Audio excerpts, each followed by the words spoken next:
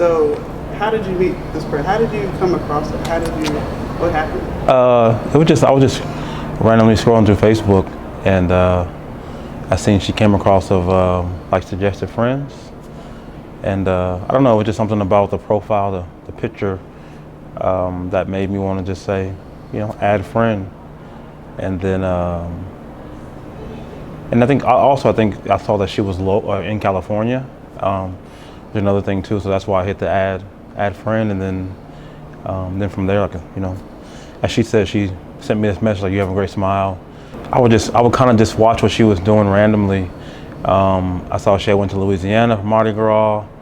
I saw that, and at the time, I saw that when she was in Louisiana Mardi Gras that she was with somebody else. So I was just like, well, I don't know if she's single, if she's not, whatever that case may be. So I was kind of like, and then I also, after that, saw her saying, well, I'm about to start going back to the gym and things like that.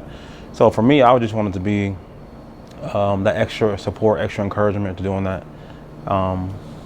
We had talked in between that, and I told her about, me working in fitness and my story, and how I went from 430 pounds to 200 pounds, about 220 pounds in that 30 months, about 2 years. So I just want to give her some extra encouragement to do that at the same time. So that's where my focus was at with that.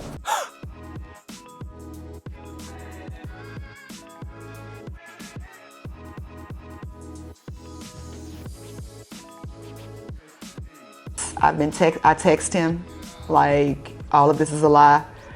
There was a young lady, well, I assumed it was a lady, was sending me messages through Facebook Messenger, like a fake account. It wasn't associated with a Facebook page, who told me that Jonathan was a con man. He's a scam artist. Also mentioned that he had a 2-year-old little boy that he didn't take care of and claim. This is stuff I asked Jonathan. Jonathan was like, that's an ex. Everybody hating on me. They don't want us to be great. The girl also said that he was physically abusive, that Jonathan stayed at his mom's house. He don't have a car. He driving his mom's car. I was like, this hasn't been my experience. This man won't even remove my wig. Crazy. Like, he's a gentleman. She mentioned that she would pick Jonathan up at his mom's house. And I'm like, Jonathan, he don't even let me drive my own car. Like, he's been nothing but a gentleman to me.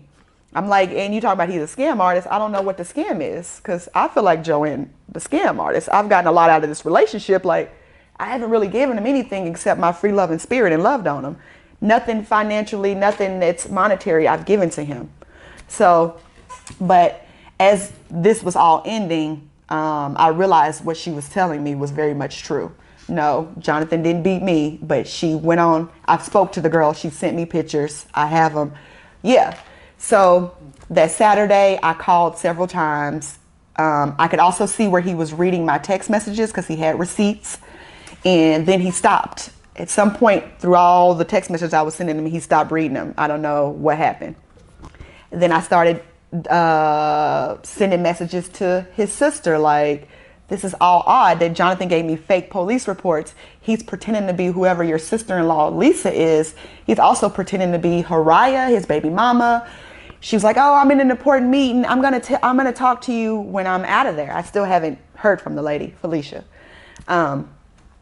So that was Saturday. Sunday, I didn't feel like dealing with people. I was kind of sad. Monday, I was sad. But on Sunday, on that fake police report, one of the three, he mentioned his ex's last name. I couldn't find her on Facebook because come to find out, Haraya is her middle name.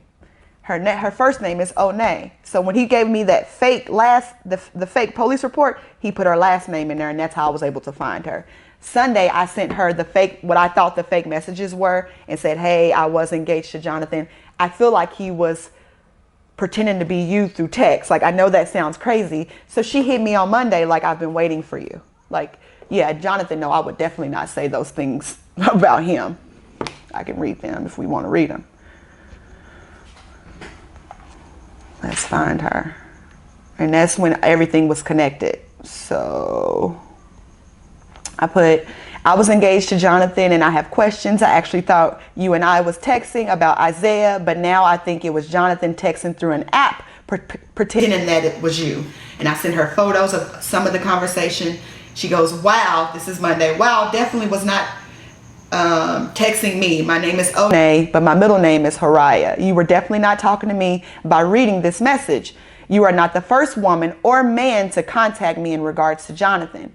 Jonathan would never really give you my information because he know I would tell you the truth about his lies and deceptions. It's funny, I've been waiting to contact you for quite some time. I give her my phone number, please call me. I said, he slipped up and gave me your last name on a fake profile report. That's how I found you.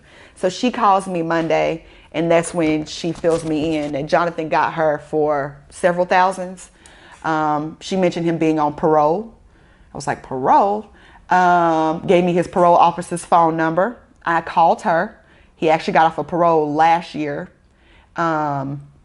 She gave me 3 other women's names who had similar stories to mine. I contacted all of them. They've all been nothing but nice, reached far as telling me what was going on. I felt like I was losing my mind for a little bit, but he's given them the same similar stories, very, very similar. He didn't get any money out of me. My only investment into the wedding was to save the dates.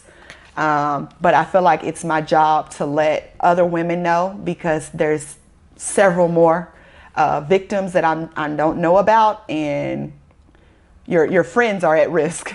If you're into church, he goes to church. That'll be a first date. Whatever you are into, it's now what he is specializing in. I met him through Facebook. I was not interested. I've been living my good life, minding my business. I accepted him because I thought he had a great smile. I was the first person to say something in his DM, and it was something like, you have a great smile. That was that. I was never like pushy, shovey, loving things, none of that. He pretty much watched me for months. Everything I've ever posted on my Facebook, which is private, he went and read about. Even down to my favorite pop is ginger ale. That's now his favorite pop. So, and when I look at his page now, he still hasn't blocked me, but he will soon, I'm sure, after this is out. He was just infatuated. It's a lot of me, like his post for the last 3 months. It's me and my friends and pictures of me. I don't know what the infatuation is. I know that it's a con because he's stolen money from several people. The other con is he has these cards saying that he's a regional director for personal training. He told me that he was foreseeing like all of these Citrus Heights, Folsom, and Fair Oaks, that he was over the training at these gyms. Not true. I spoke to Erica in the Human Resource Department, and he was just a trainer there, and he's no longer there because he was stealing money, allegedly, let me add, from members.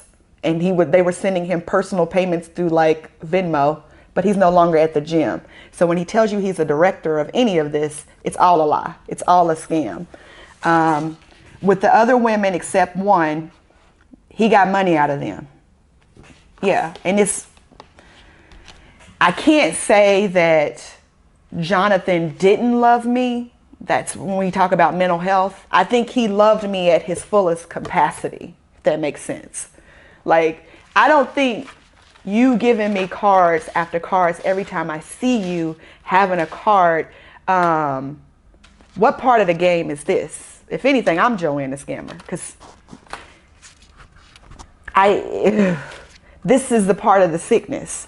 I know that it's the attention that he loves. I can't put my finger on it. I'm not a specialist. I don't specialize in mental health, but I recognize that he's hurting. Yeah, I still have empathy. I recognize he's hurting, and I don't understand the point of all of this. There's been other women that were engaged, other fake rings. There's people that's poured a lot of money into weddings. Maybe that's why he came so quick and fast with me in the wedding. I know a lot of women who want to get married. That's on their like list of successful things to do. That wasn't on my list. I thought, oh, I do love him. I was never in love with him yet because it was all happening so fast, and I had my eye open. I have kids and other things to be concerned about. But it was fun while it lasted. I will say that, but I was in a good place before Jonathan. I may need to touch on that because I spent enough time on myself to say that I've done my homework. when it came to me and how I was feeling and being able to express myself. And that's the other reason I'm not falling apart. I was happy before Jonathan, so I can still be happy. Not just one, several people would say, you were so happy with Jonathan. And I find myself reminding them that I was happy before. Like, I don't think a person can make you happy. I think happy is an inside job. If I wasn't in this place, this may have destroyed me. Last year, if he would have popped up, this probably would have sent me to the hospital. I wouldn't want to live, because 2018 was rough. But he came, his timing, I had done my work and I was open to it because I'm like, the universe is blessing me. I'm in a winning season. My friends are in a winning season. Professionally, personally, I am winning. And I wasn't associating my winning with Jonathan. I was in that before him. So it's easy for me to be in that after him. But there's women out here that are not in this place at all, at all. And Jonathan, he's looking for you. What is it? It's tax season is coming up, y'all. Y'all smell them W-2s, they in the mail. You are his next victim. And well, we have two things in common with the 4 or 5 women I spoke to. We're all Black women and we're all single mothers. Every last one of us. Every woman that I spoke to sent me pictures of Jonathan with her children. That's a part of the con. He's constantly grooming you. He wants your kids to love him. My children are gone for the summer, so they only spent 4 days with Jonathan, and that was right out when school started, and he was back to Sacramento. So they're not invested.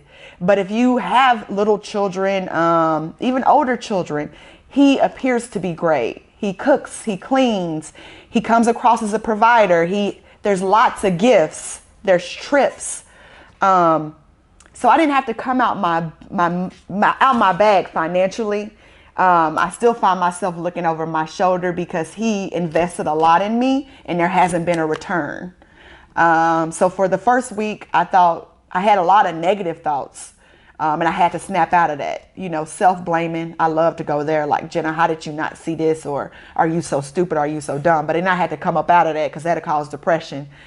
He wants the most vulnerable woman so that he can play with you. That's kind of the game.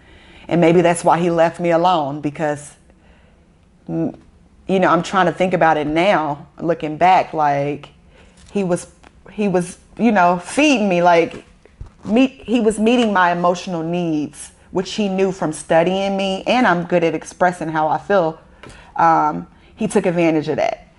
And if you're not in a place to recognize it, I didn't recognize it for a while, it will destroy you. It will. He'll take whatever he can get from you, and he'll use it.